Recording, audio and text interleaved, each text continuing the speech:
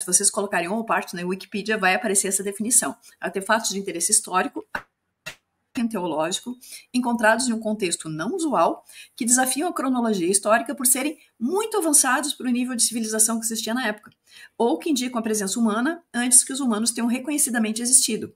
Isso aí se enquadra, por exemplo, aquela pegada, existe uma pegada feita na lama de um sapato, inclusive com as costuras no solado, que está pisando um trilobita. Né? Trilobita tem 320 milhões de anos atrás, não existia, né? Mal estavam começando a existir os mamíferos, já tinha alguém usando sapato costurado, com a sola costurada, né? Que pisou na laminha onde estava o pobre do trilobita. Então, a primeira barata amassada foi aquele trilobita na pegada.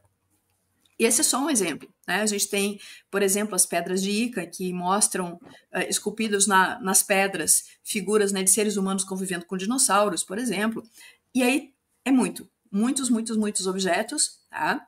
Ou objetos, como a gente vem falando, né, que exibem uma tecnologia que não se julga que existisse ou que fosse sequer possível de que existisse dentro daquele período histórico, daquela cronologia histórica no qual ele está inserido. Tá? O Ivan Sanderson, ele também criou o termo criptozoologia, porque na verdade foi a grande linha que ele acabou trabalhando. Então é interessante que ele era um professor, um pesquisador, mas com a cabeça bem aberta e que se dispôs a pesquisar aquilo que ninguém mais queria olhar, né, que era justamente, e aqui o termo cripto significa aquilo que está escondido. Então, por exemplo, tem muitos relatos de criaturas semelhantes ao Yeti, né, o Pé Grande, né, o abominável Homem das Neves. Existem essas figuras. E quando eu tenho uma figura lendária que perpassa várias comunidades, várias culturas diferentes, pô, deve ter um fundo de verdade, né? Então ele se dedicou a pesquisar sobre esses temas, tá? Muitos livros. Então, ele acabou ficando bastante conhecido dentro do meio. Mas quando vocês pesquisam o termo OPART, com certeza vocês não vão ver sendo usado dentro da academia. Tanto que a gente vai falar um monte sobre um dos principais OPARTs que a gente tem dentro da nossa literatura alternativa, mas também um OPART que é muito estudado pela academia, né? E aí quando a gente fala academia, não só pela arqueologia, mas por vários ramos do conhecimento, pela característica desse objeto, né? E aí ninguém fala em OPART, tá? Quando vocês vão procurar esse termo OPART, os adjetivos e os substantivos que vocês vão achar associados vai ser pseudociência, pseudoarqueologia, hoax, que são as farsas. Então, assim, quem é que gosta de OPART? Nós. Aqueles que gostam de pisar fora da caixa, tá? Quem gosta de dizer, isso aqui tá esquisito, vamos pesquisar o que tem por trás do esquisito. Então, isso aí também é uma definição do Rancus, esse site aqui, que eu botei o link aqui embaixo, tá? E que ele diz assim, o uso é limitado a criptozoologistas, defensores da teoria dos antigos astronautas, ou seja, quem diz, lembra do programa Os Antigos Astronautas. O grego lá, o Tsoukalos, com os cabelos arrepiados, dizendo, eles existem. Foram os aliens, né? Foram os ETs.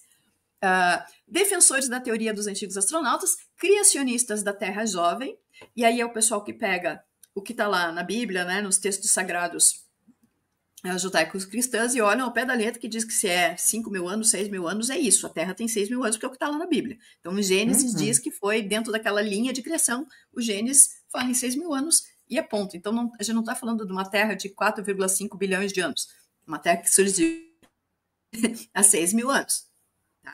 Então, como acaba ficando muito nichado esse tipo de discussão, acaba que é aquela coisa assim, isso é coisa de terraplanista, né? Botou o rótulo, desumanizou, já criou um coletivo e toca a vida, né? E aí quem acaba se envolvendo com esse tipo de pesquisa acaba ficando já meio ridicularizado, tá?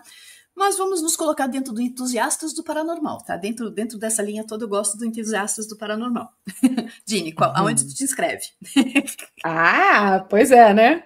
Pois é, e a gente vai chegar justamente no ponto que a gente gosta de colocar aquela pitadinha dentro de tudo que a gente vê com relação a todas essas descrições que nós temos acadêmico-científicas, né? Qual é a nossa visão? E é esse o ponto-chave que a gente traz, essa é a grande diferença que a gente faz aqui, é uma visão, é um olhar diferente em cima daquilo que já foi mostrado. Se vocês forem digitar Antiquitera, seja o que for aí, né? No YouTube, vocês vão pegar inúmeras lives, né? Mas aí a gente vai partir para um outro lado. Você consegue puxar o slide aí para mim, minha amiga, botar o... Só para finalizar, que aqui eu deixei o anomalia marcado, porque é um termo usado para descrever uma ampla variedade de objetos, desde anomalias estudadas pela ciência convencional. Então, é aquela coisa assim, a dificuldade de pensar fora da caixa, de romper com o paradigma pré-estabelecido.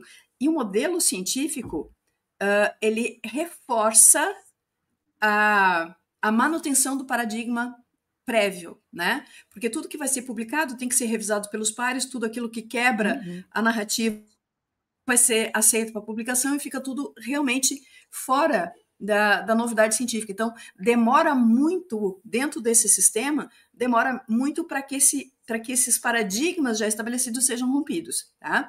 E aí fica tudo dentro é uma anomalia estudada pela ciência convencional. Ok, vamos estudar uma anomalia. Bora! Né? Vamos abrir a nossa caixinha, vamos abrir a nossa visão. O convite que nós fazemos nessas lives para vocês, né, é justamente isso. Vamos sair dessa formatação, sair dessas premissas acadêmico-científicas, para que a gente coloque um outro olhar em cima daquilo que está escancarado para a gente. E os Zooparts, eles são justamente, eles vêm para isso. Né? E o que são esses Zooparts sobre a ótica espiritual, ótica energética, né? Nós somos uma anomalia, adorei, pô. É isso.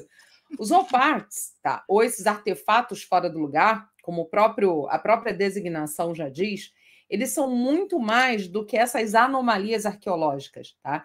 Esses objetos, eles funcionam literalmente como esse ponto de ruptura, se nós formos olhar, dentro de uma linha temporal.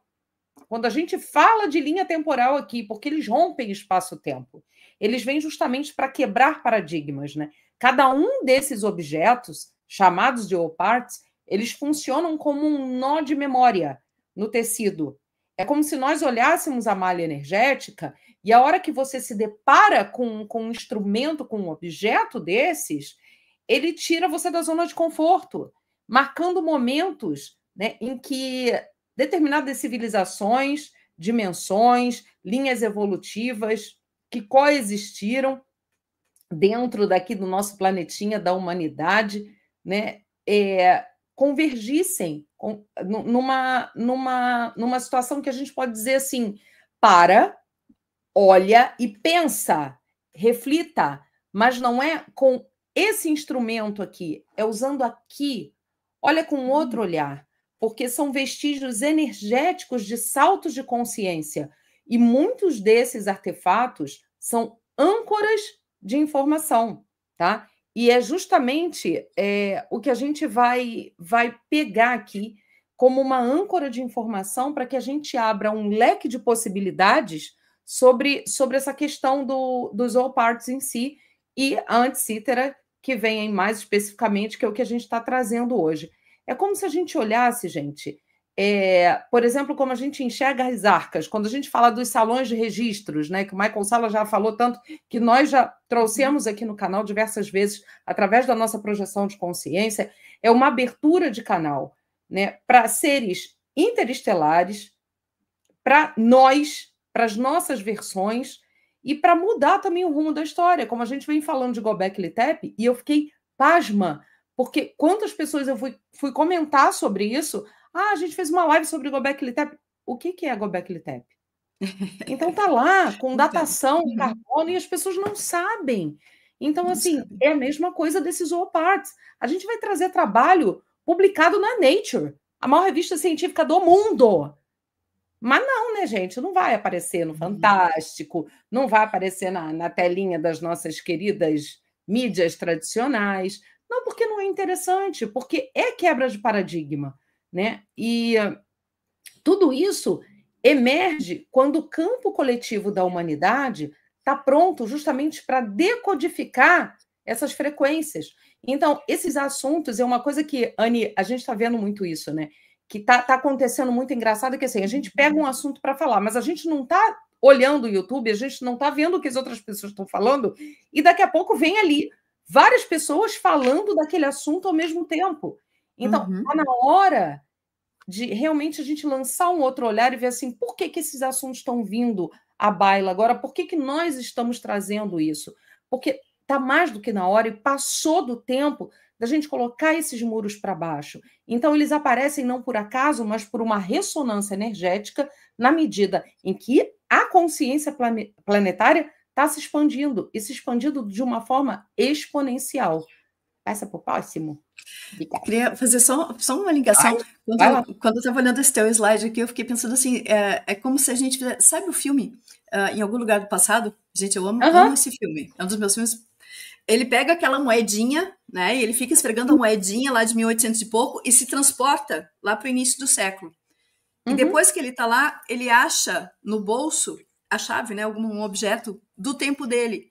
E quando ele vê aquele objeto do tempo dele, ele volta, refaz a linha histórica dele, né? Ele se retransporta para a linha do tempo onde ele deveria estar. Então, é como se a oportunidade que a gente tem de olhar para cada um desses objetos, ele tivesse essa capacidade de ser esse transportador, de nos recolocar e acessar aquela linha do tempo que ficou perdida e que está oculta, que está deformada, que está manipulada pela narrativa oficial, porque ela nos afasta daquilo que nós realmente... Então, é como se cada um desse objeto tivesse esse poder de nos lembrar, de nos carregar e de nos levar para aquilo que a gente é. A quebra de paradigmas, né? Exatamente isso. Então, o propósito, além do véu dos Zooparts, qual é o propósito deles? Eles mexem com as nossas memórias, eles mexem com as memórias do coletivo em si, desacobertam essas memórias, eles quebram literalmente o paradigma da história linear, da linha temporal, e abrem portais.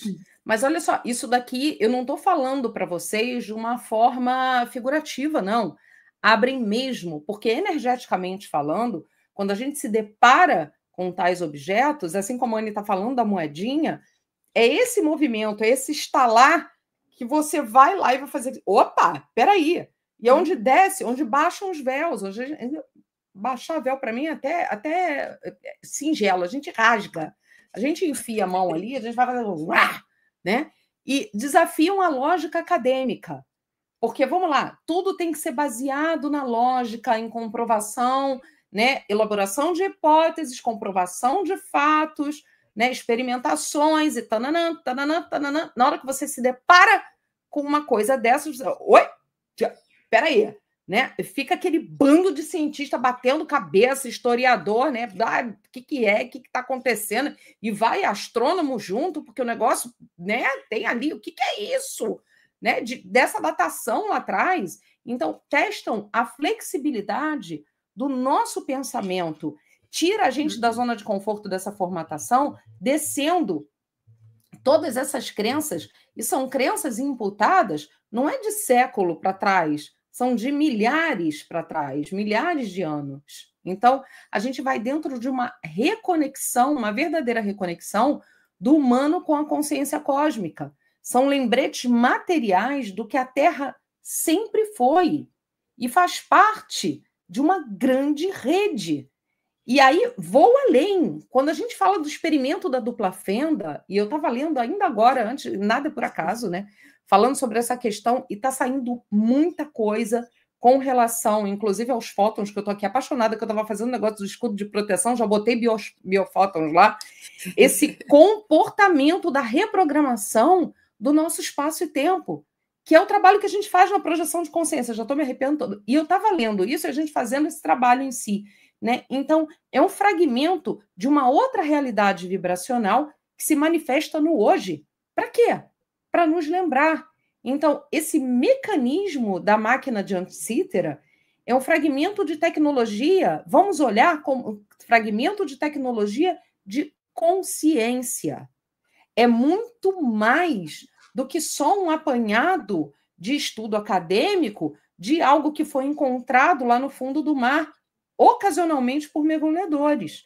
Né? Então, vamos lá que a Anne vai continuar a história aí, para a gente pegar depois essa vertente. Então, vamos falar sobre o mecanismo de Anticítera e de onde vem essa história. Tá?